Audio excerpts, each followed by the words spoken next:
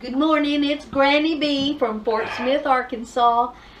It is finally cool here. In fact, it was so chilly that we were glad to get back in the house. And it's going to be a busy day for me. I've got lots to do in the kitchen, and so I'm just going to talk to you for a minute. But what we're going to be eventually doing is a Mexican dish called Carne Guisada. It is so good, and I'm going to be taking it to a covered dish lunch tomorrow, and then we're invited to a meal at someone's house, and they requested me to make a cherry cobbler, so I'm going to do that too. I'm not going to film that because I've already got 2 cherry cobbler films.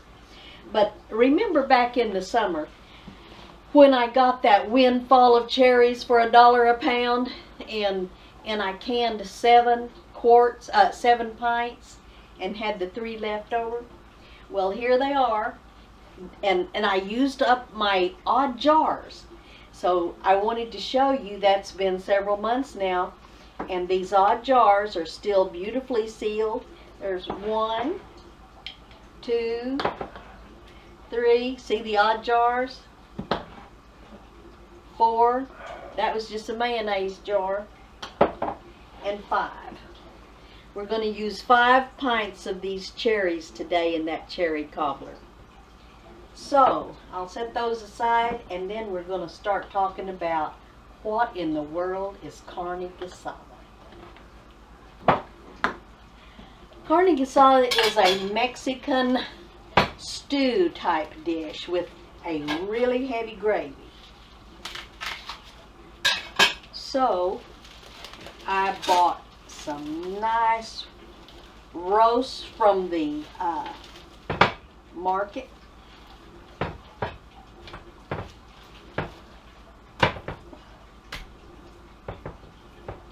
And we're going to cut them up into cubes like beef stew.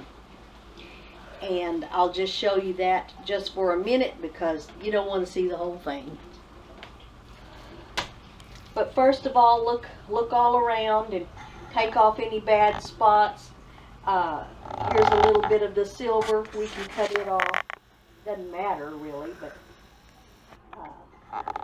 I don't mind taking it off. You need a sharp knife for this.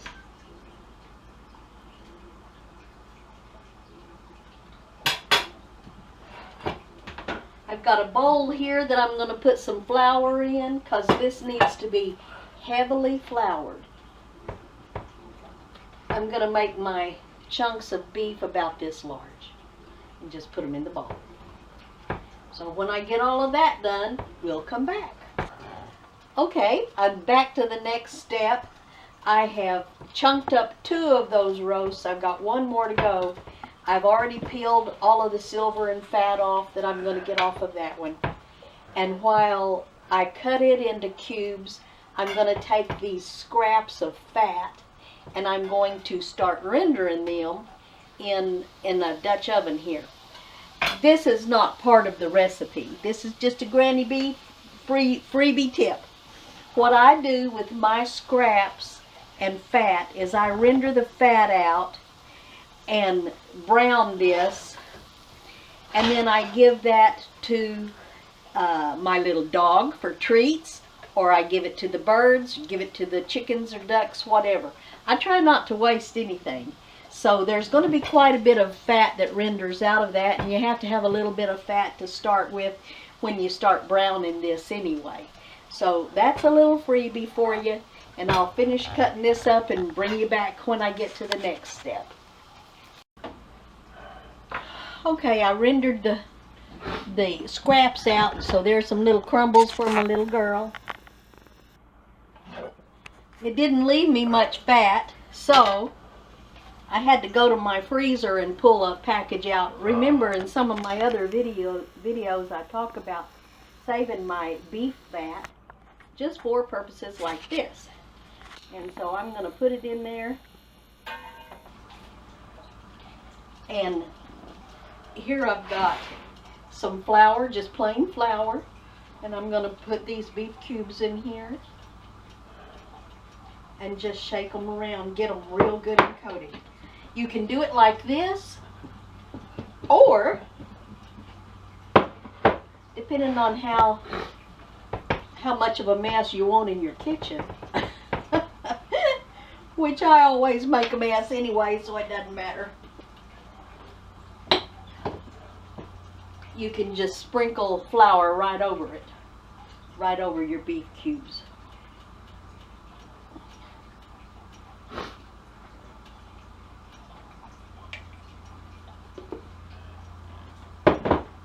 And toss them around.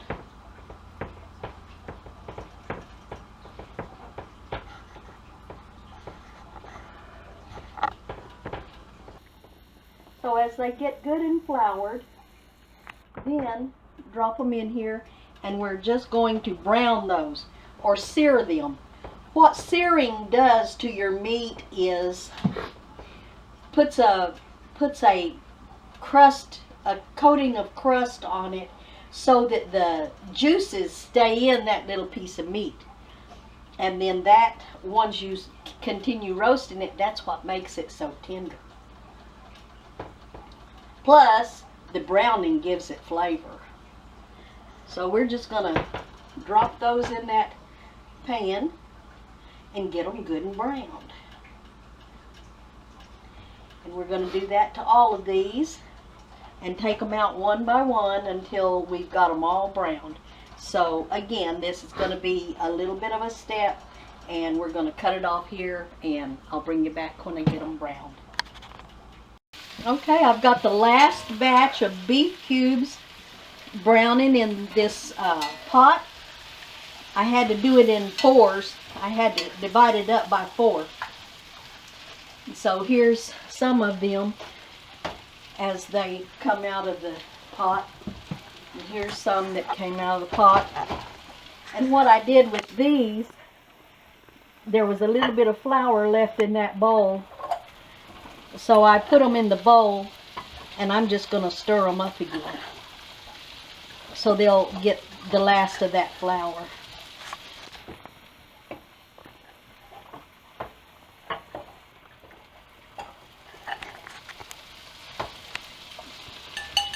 Because we want lots of gravy. Okay, I'm back.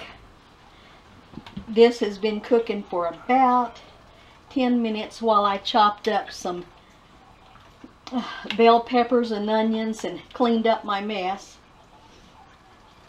So we're on the last phase now. Here's 1 onion, 1 bell pepper, and I'm going to add a jalapeno pepper just because we like them. And 1 jalapeno in this big old crock won't make any difference to those people who don't like hot things, because it'll just all blend in together. So we put that in, and you can see that I'm going to need lots more juice, so we're going to add another container of my homemade beef broth.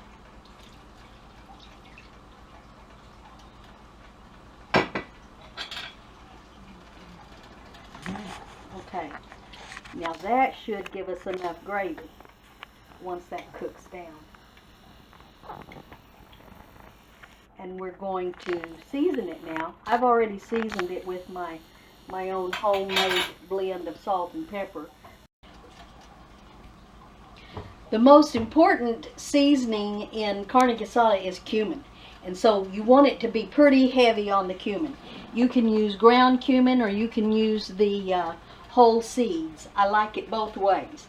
But since I'm taking this to a covered dish, anyone who has not experienced the crunch of a cumin seed might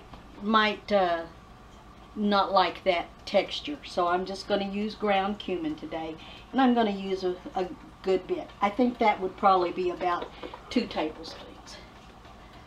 And then the other thing is garlic. And so I'm just going to that might be a teaspoon, teaspoon and a half of garlic. So we're going to do that too.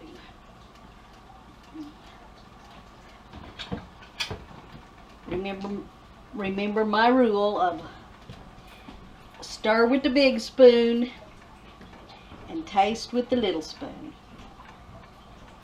So we're going to taste.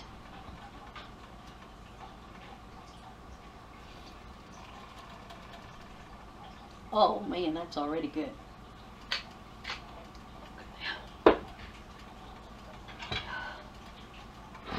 Stir it up again.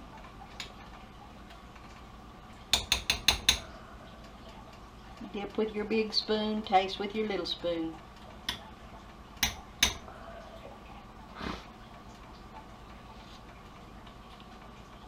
Oh, that's good. That's really good. Now you can finish this off on top of the stove, or you can put it in the oven. Since my oven's already warm anyway, I'm going to put it off. I'm going to finish it off in the oven. Needs to cook about 2 hours. The reason it's easier in the oven because you don't have to stand and stir it and make sure it doesn't stick. In the oven, it's not going to stick on you. So we're going to put it in the oven. I'll turn this off. Oh, thank you, darling. Here's my little helper. Thank you, sweetheart. Okay, so we'll be back in about 2 hours. I'm going to heat up a couple of tortillas and we are going to have supper. Thank you. Well, we got it all done. And so now, time to show the proof in the pudding. A little bitty cherry cobbler. You don't think I'm going to get away with making a cherry cobbler for someone and not making enough for Bruce to have a bite. Oh. There it is. Oh. And here is what the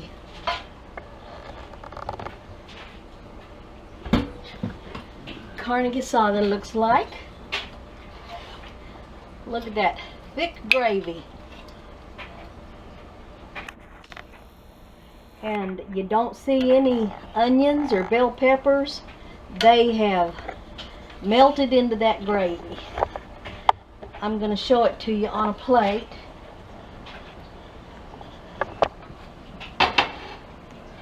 I'll show you how tender that is. Oh my goodness. Look at that. And then the way you eat it is you take a tortilla and get you some of those chunks. A little bit of the gravy.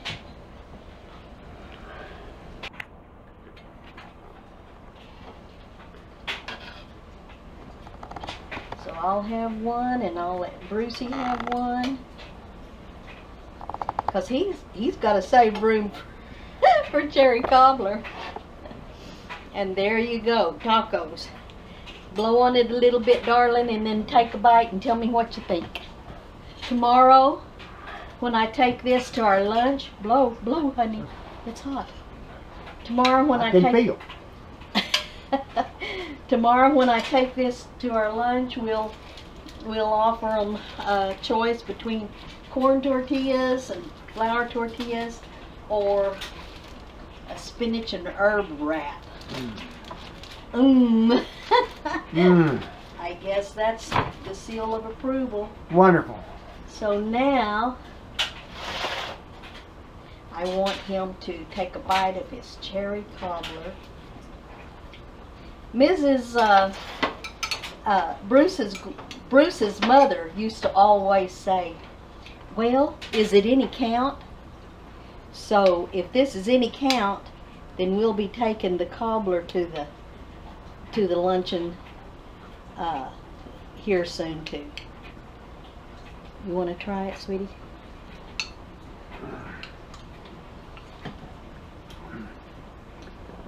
You want some more? In a minute. Okay.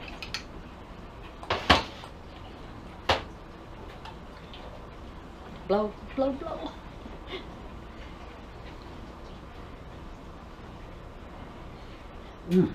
Oh. Mm-hmm. Okay. All right. So there you have it.